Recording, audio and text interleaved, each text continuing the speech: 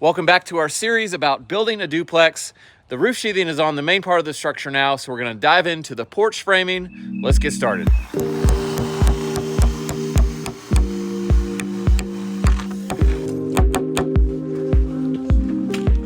We're framing this deck here out of 2x6 southern yellow pine pressure treated wood.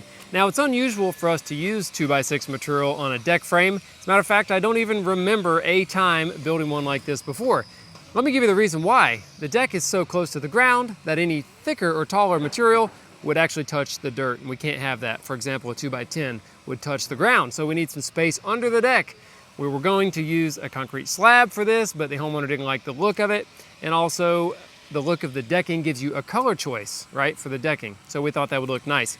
Now we're anchoring the band to the edge of the concrete slab, which is poured solid, by the way, with these 6-inch Tapcon Plus screws. And they do a fantastic job. I tried to cut one in half with a Sawzall, and I used up 6 blades and didn't even get a 1/16 of an inch into the bolt. So I've got great confidence in this anchoring system. Not sure if you can see my marks here, but I've got where the end of this band is going to be, right here, 2 feet in from the end of the house. And one thing we like to do is let this end joist run all the way in and cover the end of the band for 2 reasons. One is it looks better, I think, and secondly, it's really hard to get that last hanger on because where you would put the nails in the flange, you have to bend the hanger flat or do something weird. That's it.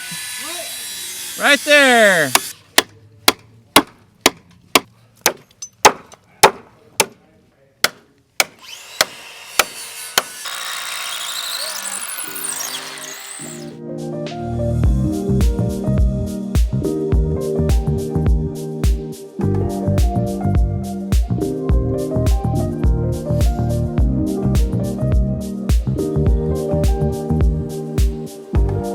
I'm doing what almost seems like a TikTok hack or something here, is screwing this little block to the top of the joist as a positive placement alignment device. And I don't know if it's a waste of time, but it is making it like completely impossible to mess up flush on top. So Yeah, especially when me and Jason are doing it. yeah, otherwise it's just kind of hanging there. It's weird that he chose to do it while you and I are hanging. Exactly. If you didn't know, while this joist is sort of hanging between the 2 bands and you're toenailing it, it wants to just go up and down. So I think this might make it easier and might make it on TikTok someday. I don't even have TikTok, that's right. TikTok's getting ready to be banned, my boy. Oh, banned, my boy.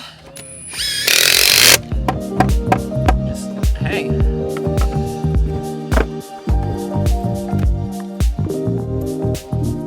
To make this a little bit easier to build, we're only installing the inside layer of our triple outside girder for now while we install the joist. So we can take a nail gun and boop, boop, boop, shoot through the end of the joist here instead of having to toenail between these foot-wide joist spacing. We're also going to let the outside girder piece lap past the outside joist and the other 2 terminate into it, and I just think that looks better to just have the 1 lapping out instead of 3 exposed at the end here like that. Jamie's going Zen garden under here, leveling everything up, making sure there's no low spots, is that right? Well, you said leveling it up, but I'm Or actually... you're making sure it's sloping away. I'm doing the opposite of leveling. Yeah. Yes, sorry. Gee, yes. It's like a little roof, the ground. Imagine it like a low slope roof that's going to pitch the water away from the house. That's what its job is. I just hope Jamie isn't digging a hole like in the neighbor's yard to get that dirt.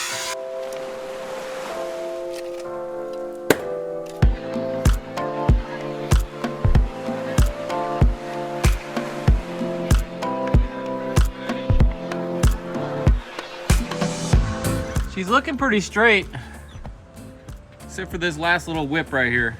So it turns out it's a real pain in the butt to get our nail gun between these 1 foot on center joists. Ray's about to snap. Yeah. But he's hanging in there. I mean, look at this. Yeah. It's like just enough to be the wrong angle to actually do a good toenail. It makes you look like you've never done a toenail before in your life. Yeah. Arlo said I was the toenail king the other day. I don't know why. I don't know what you see him there, bud. What do they look like? I mean, it's a, you know. Oh, that kind of toenail. I got you. Yeah, All yeah, right. yeah. Oh. Yeah, don't look at my other ones. Yeah, we are going to add joist hangers on this thing later too, just for everyone's edification. just not doing it right now. What does that mean exactly? I don't even know. Isn't it like building up or something? Yeah. Learning. Edifying, learning. Ah, shoot. You give up on the block? Edification there.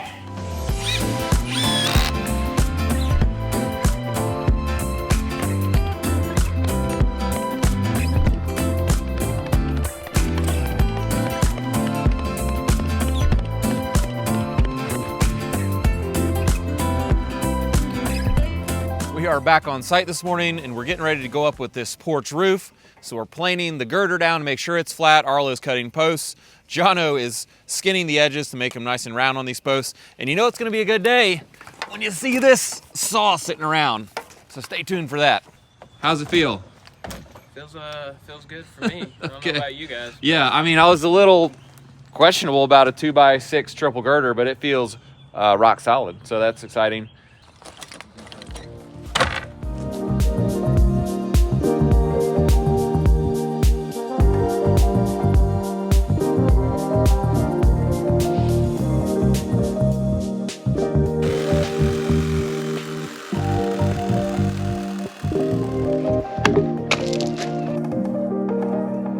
I guess you need a power cord, Ray.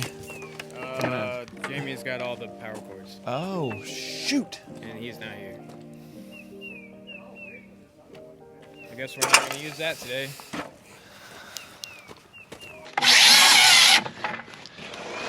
I'm not sure his saw is square either. I don't think this one's square either. Big Makita. Let's check it.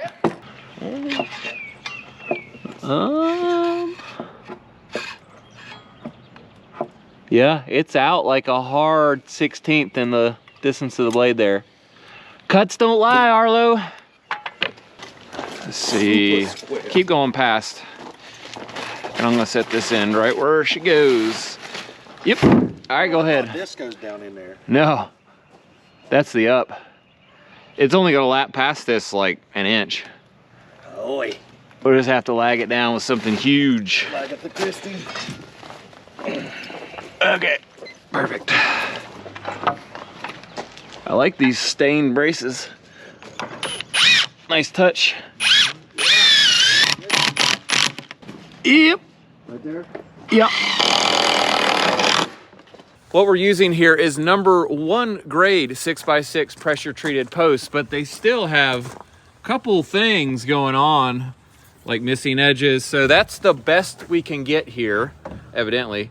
So we're learning our lesson that we need to look at these and orient our notches and stuff to where those bad sides are hopefully facing not the front, because we may not get these wrapped in trim. I don't know. They may just be stained. And in that case, we just need to plan for it. They look like a number 2. They stopped carrying number 2s, I asked, because the number 2s look just like a tree trunk.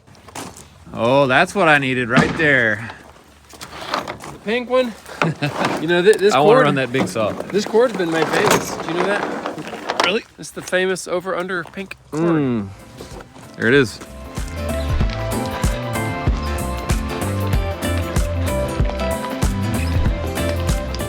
As advertised, it unrolled. Hey, I didn't cut that one to length.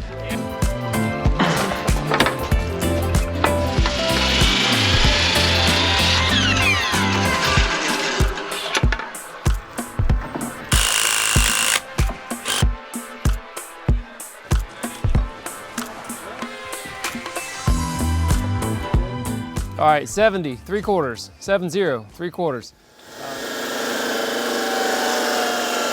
So I think orient it like this with the bark edge up and in. It's getting warmer. Spring is almost on us. It's time to pick up the Christmas ornaments out of the yard, or maybe that's just me, and assess the damage from winter. And if you're like me, you want to have a really nice looking lawn this spring and summer, and that's why I use Sunday Lawn Care. Using Sunday Lawn Care was super simple. I just went on to getsunday.com. They mapped how much grass I had based on aerial maps, and then I answered a few simple questions to figure out exactly what I needed, and then it showed up at my doorstep. Once my shipment arrived, I followed the simple instructions that came with my lawn care products. First, I did some spot treatment on weeds and on my pet spots, which I have plenty of. Then I did some overseeding with grass seed and hit some bare spots really hard. And next, I fertilized the lawn with the nutrient pouches. Really simple.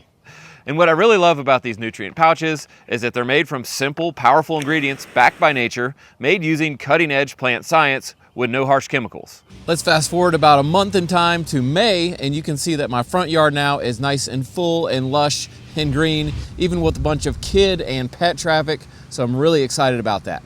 Sunday Lawn Care has made my lawn care experience super easy and fun, and I'm excited to have a nice, lush, green yard again this summer. So if you care about your grass and yard at all, I'd really encourage you to check out getsunday.com. There's a special link down below here that'll get you a discount. That's also in the description. Thanks again to Sunday Lawn Care for sponsoring our video, and let's get back to work. Ray, go out a little. You're touching. Jason, come in about a half. Tack them both right there. All right. We haven't explained anything about what we're doing here, and it kind of looks crazy because we have girders going everywhere. Some of them are load bearing, like that one, and some of them aren't, like that one. It's just for looks, so that the whole thing is boxed in down to the same level and it all looks the same. So that's why there's so many. These ones here run into the house, and then we've got jacks underneath them to support them so we don't have to put a post against the house. The center section is going to be trusses, like you can see one is up there. Then the outside two sections are shed roofs coming out, and this was sort of a modification to the original plan, but it's going to work. So the guys just went to lunch, and I'm going to surprise them today by setting the rest of these trusses by myself, just to see what they say when they get back. Usually I just edit stuff on my iPad while they're gone, but I think I can do this, and I think it might impress them, so I'm going to try to do it.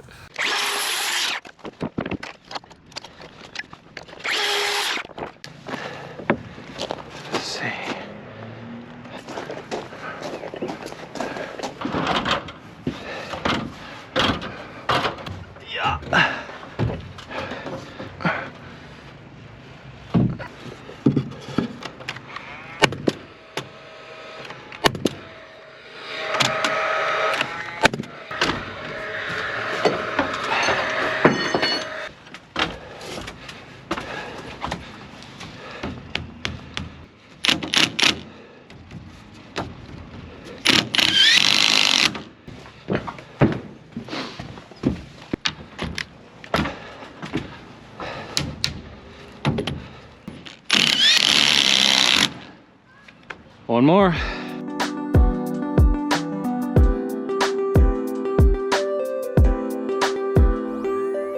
Just in time. I just finished and they're pulling back in. What are you trying to prove? We're going to BCO, dude. We're going to BCO. What is this? What are you doing? I just got them set. Do you have the black ends on the right end? Oh yeah. I don't need it. I want to brag, but I'm just gonna put the rest of these up. Yeah, if you don't need our help, we're out of here. Yeah. Just go home. You got this. What the hell are we working here for? Since I got in a hurry here and set this outside gable truss without notching in for the outriggers, someone's gonna have to do it now after the fact. After the fact. Jamie said he would do it, so that's good. 2 foot from the end. Yep.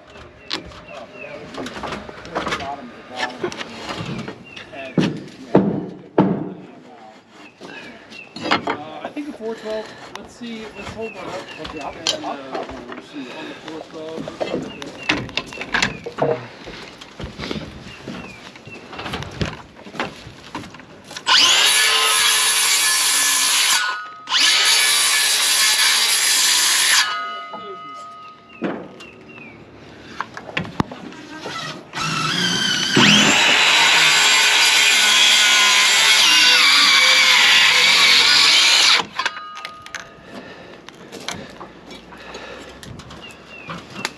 It seems a little counterintuitive to cut a truss. In fact, most of the time, the instructions say do not ever cut a truss. In this case, though, we're going to do solid sheathing, rigid sheathing on the whole front of this. So it'll be like continuously, solidly braced, and that will make this okay.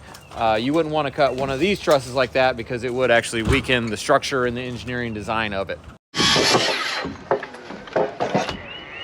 Yep.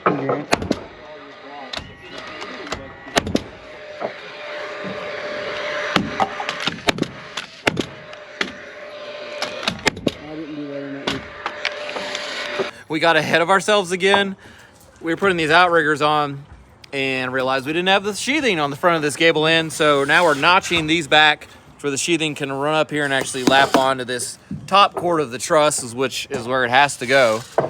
And my fault. No, I'll take total blame. no. I mean, I'm just trying to I'm so excited, you know. Like I just want to get it done, and then backtracking again. So, cut these off. It's no big deal. They're cutting the rest of them shorter.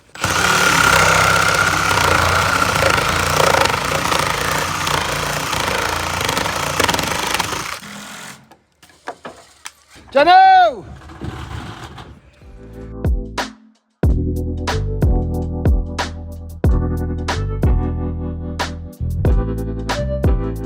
We're pretty well framed up on this center section, so we're going to start on the two wing sections with the shed roof. We're going to start with the ceiling joist first. Jason's got one of those going in right now. We'll use this center one to straighten this beam before we put the rest of them in, because right now it has a little bit of a bow out. It's not long, is it? It's not long, and we're not making sure those aren't sticking long as well. The good thing is, once all these joists are in, we can throw a board up on that and have something to stand on with this band on that's going to go against the wall for the rafters. I don't know how much. I think just go, about that much and do it. Rafters coming in. There? John, if you screw your bottom one, then that needs to be cut. yeah, mine won't move. I'll zip We it can up. cut it after.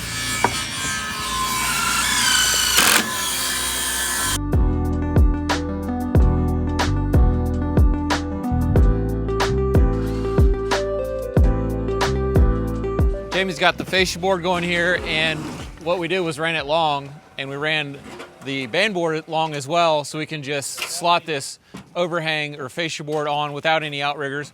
We may throw one in there. What do you think? Just in the middle? Yeah, maybe. Just to Maybe not. kind of align them. I don't know. Maybe.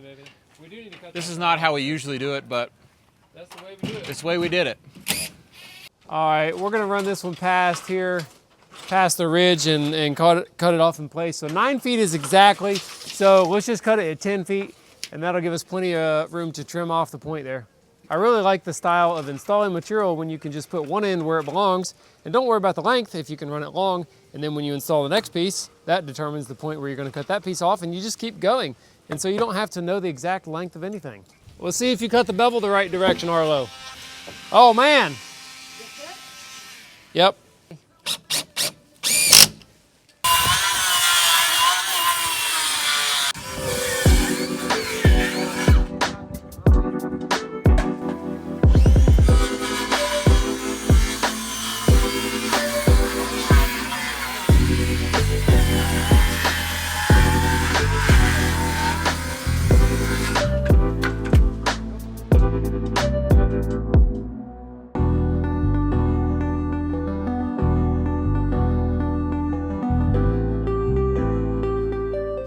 All right, you should just be able to flush.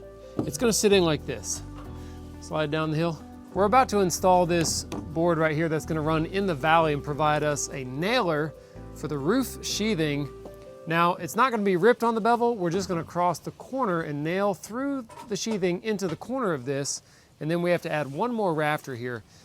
It's gonna be a short little goofy rafter, actually. Not sure about that. All right, you good, Ray? What I do know is that I can run it point to point from where it crosses the top of this fascia and where it crosses the top of that ledger on the wall where the rafters go. I know that if I connect the dots between these two places, you need to go up the hill, Ray, until you're, yep. Now, I want your top corner to cross the top of the ledger corner. Okay. Yeah, it's a little high still. Looking high, come on down. Okay, right there. Go ahead and tack your point right there. We're just gonna straighten the middle out after I connect the two ends.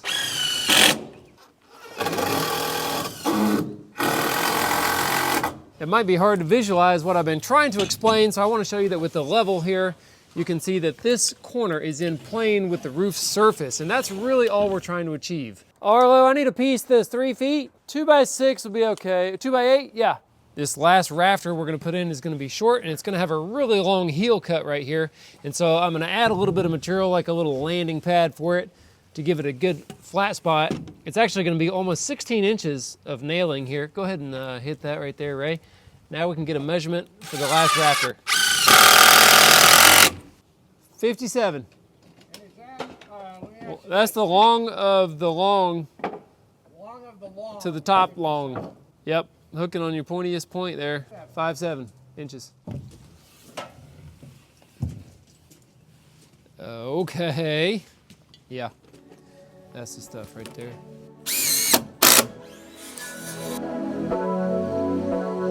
I think let's call it a wrap. It's raining. I'm out.